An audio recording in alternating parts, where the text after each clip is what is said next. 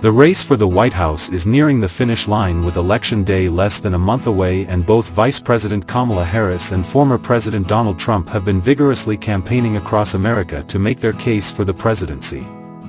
Since 35 of the 50 states have voted for the same political party from 2000 to 2020, the winner of the election is almost always decided by a handful of battleground states, and 2024 is not likely to be any different.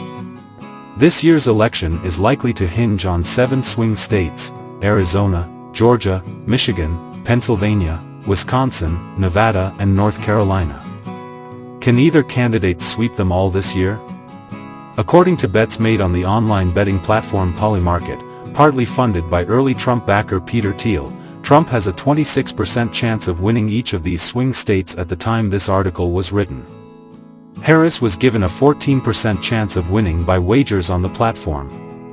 However, this did not include North Carolina, which was separately given a 63% chance of voting Republican overall. While often indicative of broader trends, betting markets do not necessarily translate directly to election outcomes. But according to aggregates by Bookmakers Review, betting odds have accurately predicted 77% of the expected candidates winning over the last 35 years. Odds makers predicted Obama's win in 2012 and George W. Bush's in 2000, although in 2016 both pollsters and betting markets failed to anticipate Trump's victory. Betting markets have evolved into reasonably accurate predictors of elections, even more than some polls, but they're far from foolproof. Thomas Gift, a political scientist who runs the Center on U.S. Politics at University College London, told Newsweek. Often, we see wild and unreasonable swings in these markets based on small events that appear to reflect a shift in momentum, but likely are just noise. Even though these markets have swung decidedly toward Trump of late, it's important to keep in mind that they still point to a race that's essentially a toss-up. It should also be noted that with 3 weeks still to go until Election Day, there is still plenty of time for the political landscape to change.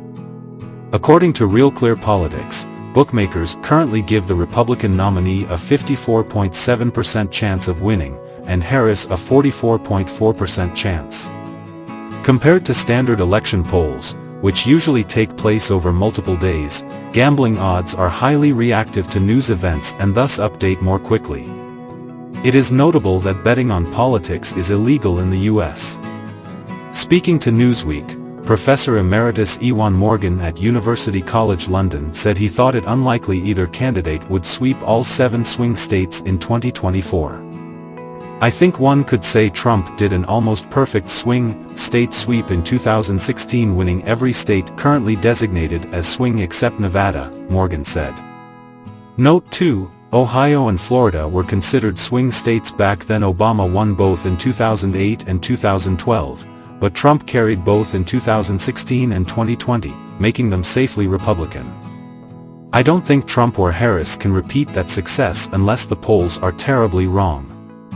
I expect Harris to win Nevada, Wisconsin, and Michigan, Trump to win Arizona, Georgia, and North Carolina.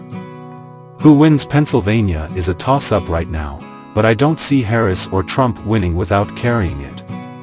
According to 538's aggregation of polls, the race in the 7 swing states is incredibly close. As of early Tuesday, Harris and Trump were separated by less than 2 points in each. Harris led in Michigan, Pennsylvania, Wisconsin, and Nevada, while Trump was ahead in Arizona, Georgia, and North Carolina.